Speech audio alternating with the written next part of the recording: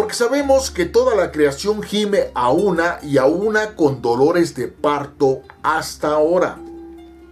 Y no solo ella, sino que también nosotros mismos, que tenemos las primicias del Espíritu Santo, nosotros también gemimos dentro de nosotros mismos, esperando la adopción y la redención de nuestro cuerpo. Porque en esperanza fuimos salvos, pero la esperanza que se ve no es esperanza. No es esperanza porque lo que alguno ve, ¿para qué lo va a esperar? Ahora, tenemos que tener claro que la esperanza espiritual nada tiene que ver con la física. Ya ven que desafortunadamente todo el mundo tiene una esperanza en que el gobierno va a hacer algo para mejorar las cosas. Y no existe, no ha existido ni existirá ni gobierno de derecha, ni de izquierda, ni de centro, ni de ultracentro, ni de cualquier denominación que pueda hacer algo absolutamente por sí mismos. Solamente hacen para sí. Ellos únicamente llevan agua para su molino. Nada más. En cambio, el Dios Todopoderoso no. Y si seguimos, y por eso les recomiendo, porque si no, este video se alarga. No les puedo leer todo, pero vamos a ir más a lo que dice el 28, por ejemplo. El 28 dice que somos más que vencedores y sabemos que a los que aman a Dios, todas las cosas les funcionan para bien. Por eso, en lugar de estarle echando la culpa a Dios de todas las cosas negativas, desgraciadas que han sucedido en nuestra vida, lo que debemos hacer es poner en sus manos todas las cosas y entonces entender que eso doloroso, eso terrible, eso triste, eso perjudicial que sucedió en nuestras vidas, Dios le da la vuelta. Y entonces ahora vemos las cosas extraordinarias y por eso dice que a los que aman a Dios todas las cosas les ayudan para bien, esto es a los que conforme a su propósito han sido y son llamados. Porque a los que antes conoció también los predestinó para que fuesen hechos conforme a la imagen de su Hijo amado Jesucristo, para que Él sea el primogénito entre nosotros. Por eso no podemos prescindir de Jesús el Cristo, no es posible. Tenemos que entender esto y tenerlo claro. Ahora veamos que no desfallezcamos. Dios no tiene la culpa de nuestras aflicciones, eso está claro, de nuestras contrariedades, de nuestras adversidades, de nuestras tragedias, calamidades y dificultades. Dios no nos mandó a este mundo a sufrir, es absurdo. Y si consultan los capítulos referenciados a la reencarnación, se darán cuenta de que Dios no tiene ningún plan de que estemos aquí dando vueltas como pirinola para ver cómo vamos mejorando nuestra vida. No, la vida es aquí y ahora y no hay más. Esto es lo que tenemos y esto es lo que tenemos que hacer que sea lo mejor de lo mejor. Recordemos que poseemos libre albedrío, que nuestros actos son la consecuencia directa de nuestras decisiones. Y estas decisiones son generadas en nuestra libertad para pensar. Y por eso es importantísimo que veamos lo que dice uno de los capítulos más extraordinarios que existen en la palabra de Dios, que está en el Antiguo Testamento y que es Deuteronomio 30. Si analizamos detenidamente este capítulo 30 de Deuteronomio, entenderemos las condiciones para la restauración y la bendición del pueblo de Dios. Los invito a que lo lean, pero pidiéndole siempre dirección al Espíritu Santo, porque es el único que les va a dar la clave espiritual para que no caigan en lo que han caído las religiones que creen que Dios nada más vino para perjudicarnos. No, ese es el plan de Dios, del Dios que conocemos, de su Hijo amado Jesucristo y del Espíritu Santo. El plan es que seamos la cúspide de su creación. En el versículo 19 dice: a los cielos y a la tierra llamo por testigos contra ustedes, que les he puesto delante de ustedes la vida y la muerte. la bendición y la maldición. Escojan pues la vida para que vivan ustedes y su descendencia. En el 20 dice, amando al Dios Todopoderoso, atendiendo a su voz y siguiéndolo a Él, porque Él es vida para nosotros y prolongación de nuestros días, a fin de que habitemos sobre la tierra que el Señor Todopoderoso y Eterno prometió y juró darle a la descendencia de Abraham, de Isaac y de Jacob. Por eso es que ellos son nuestros padres espirituales.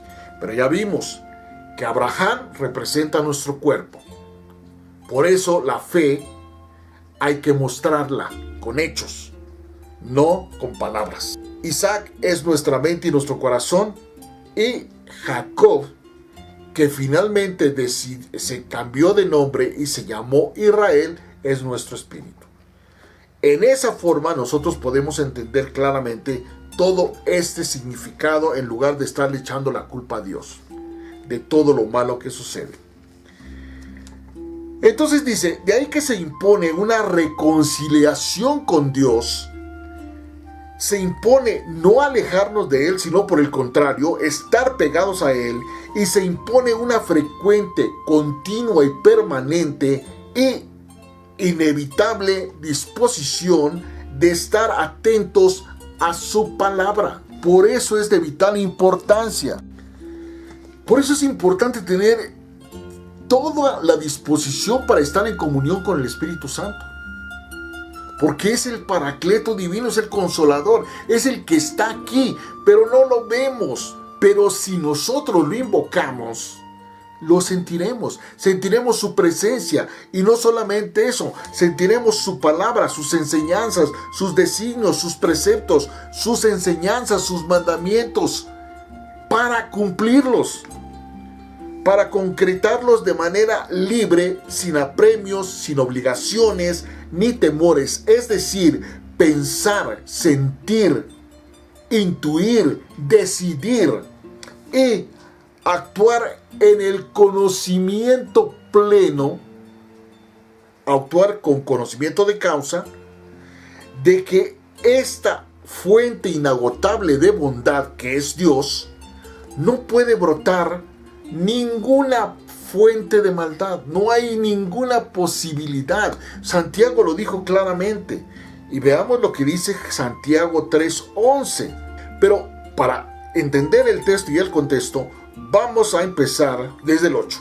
Pero ningún hombre puede dominar la lengua, que es un mal que no puede ser refrenado, lleno de mortal veneno. Con ella bendecimos al Dios Todopoderoso, Padre, Hijo y el Espíritu Santo, y con ella maldecimos a los hombres, varón y varona, que están hechos a la imagen y semejanza de Dios.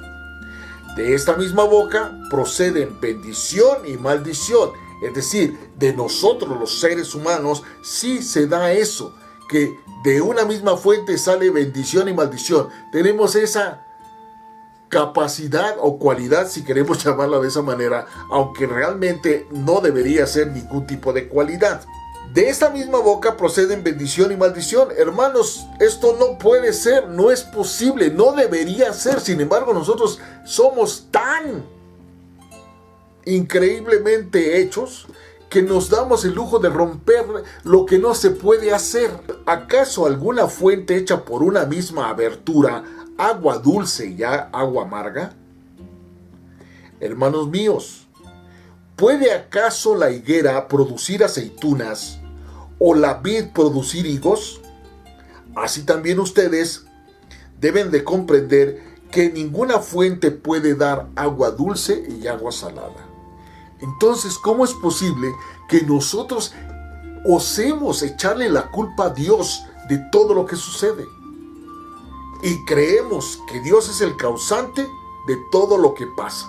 Y por eso, ya vimos en los grandes pensadores ateos, todo lo que está relacionado no con este Dios maravilloso, sino con la religión que nos muestra un Dios absolutamente falso. Seamos hacedores no habladores ni embaucadores de la palabra de Dios, para ponerla por obra. Después de haber sometido estos tres actos importantes en la vida del ser humano, al discernimiento y a la sabiduría de nuestro buen Dios, podemos entender la inteligencia que ha desarrollado y diseñado para este mundo. Este mundo no está hecho para el fracaso. Vemos cantidades de comida que se gastan y se pierden y se desperdician porque hay un exceso en la producción, un exceso de egoísmo que no quiere que haya alimento para todos. Por eso no es posible que podamos admitir que un jugador de fútbol pueda ganar millones de dólares comparado con un científico extraordinario que haya descubierto algo maravilloso y magnífico para la humanidad. Todos los grandes descubridores de las cosas extraordinarias que Dios tiene para bendecir a la humanidad han desaparecido. De esta forma, aunque en el presente vivamos o pudiésemos estar en momentos difíciles y apremiantes, estos se harán más livianos, menos pesados, más llevaderos, porque el Dios mismo prometió por intermedio de su Hijo amado Jesucristo aliviar las cargas de todos aquellos que creyendo en su palabra. Por eso, como vemos, el Cristo siempre manifestó: ¿crees que yo puedo hacer esto? Sí, Señor, yo creo. Entonces, ¿qué decía Jesús el Cristo? Conforme a tu dicho, conforme a tu palabra, se ha hecho conforme a lo que tú has expresado y manifestado.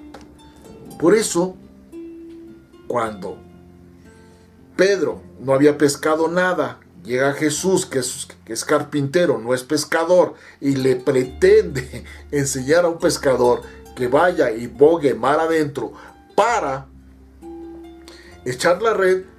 Pedro, sin chistar, dice que sí. Eso es humillarse. Humillarse no es ponerse de tapete. Humillarse es aceptar que él, siendo pescador, no tenía la sapiencia que tenía el carpintero. Y por lo tanto, dijo: Señor, hemos pescado toda la noche, hemos estado toda la noche intentando pescar y no hemos encontrado nada. Pero en tu palabra, en lo que tú me acabas de decir, que eche la red, lo haré. ¿Y qué sucedió? Una bonanza extraordinaria de peces. Por eso es importante, le pidamos en oración, meditación y contemplación conforme a su palabra, no conforme a se nos ocurre, conforme a lo que pensamos, conforme a nuestro leal saber y entender. No es así, es conforme a su palabra. Por eso yo tengo que decirle: Señor, te agradezco infinitamente porque tu escrito está. Tu palabra dice que a tus ángeles mandarás para que me guarden en sus brazos y para que mis pies no tropiecen en piedra. Sin embargo, ¿qué ha hecho la nueva era? Decirnos que podemos invocar a nuestro ángel guardián, que cada uno de nosotros tiene un ángel y que le podemos pedir. Eso no es cierto. Los ángeles no están para servirnos a nosotros, los ángeles están para servir a Dios. Por eso el Salmo 106 dice claramente: sí, ángeles poderosos en fortaleza que ejecutan la palabra del Señor, obedeciendo a la voz de sus preceptos y enseñanzas. Es eso justamente la misión de los ángeles. No están para ser nuestros gatos ni nuestros sirvientes, ni estar esperando la orden que les demos. Eso es falso de toda falsedad. Y si eso no lo hacen los ángeles, pues es evidente que no lo van a hacer ni los arcángeles, ni los tronos, ni los principados, ni toda la corte celestial, porque están al servicio de Dios, no de nosotros. Aliviar las cargas de todos aquellos que, creyendo en su palabra, en la palabra del Dios Todopoderoso, le pedimos en oración, meditación y contemplación la sanación de nuestras enfermedades, la liberación de nuestro espíritu y la salvación de nuestra alma. Por eso siempre en la Biblia aparece el 3 y tiene que ver con nuestro espíritu, con nuestra alma y con nuestro cuerpo. Y como efecto de esta maravillosa causa, entonces, como consecuencia evidente, podemos disfrutar la vida plena en esta tierra, aquí y ahora. No cuando nos muramos, no cuando regrese Cristo, que no va a regresar. Y cuando Él tenga bien, podamos disfrutar de la vida eterna en el reino de los cielos, en su presencia. Por eso es importante que tengamos claro que todo lo que sucede en este mundo ha sido por causa del que gobierna este mundo y porque nosotros no hemos entrado bajo la cobertura del Dios Todopoderoso que venció al mundo, que ha vencido a Satanás, a sus huestes, principados, potestades, gobernadores de las tinieblas de este siglo, huestes espirituales de maldad en las regiones celestes, espíritus inmundos, demonios, y toda fuerza del maligno queda atada, encadenada, ligada y enviada a lo profundo del abismo, al lago que arde con fuego y azufre, donde nunca más podrá salir a perturbar nuestra existencia. Pero ¿dónde está toda esa información? Está en la palabra de Dios que está contenida en la Biblia.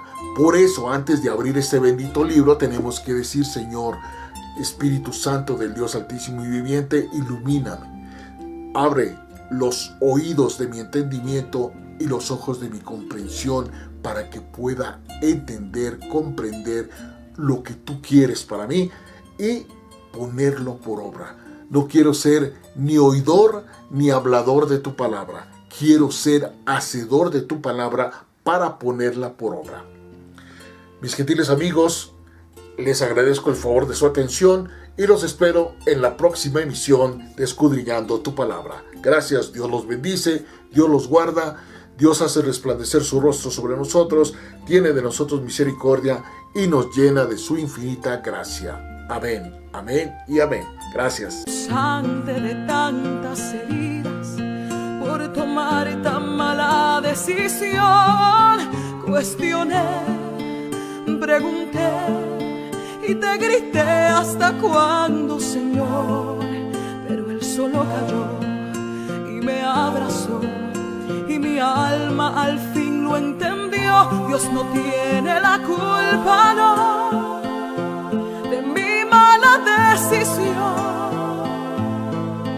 Él me hizo un poderoso llamado, pero mi impaciencia otro camino tomó. Dios no tiene la culpa, no, de tantas heridas que yo misma me causé por no querer obedecer. Cuestioné, pregunté y te grité: ¿hasta cuándo, Señor?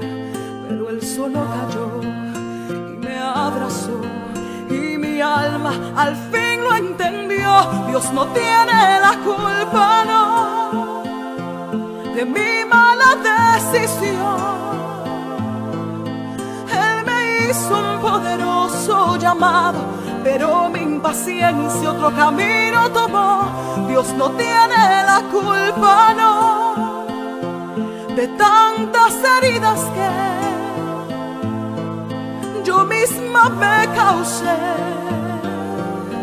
por no querer obedecer. Dios no tiene la culpa, no, de mi mala decisión. Él me hizo un poderoso llamado, pero mi impaciencia otro camino tomó. Dios no tiene la culpa, no, de tantas heridas que yo misma me causé por no querer obedecer. Pues no tiene la culpa, no.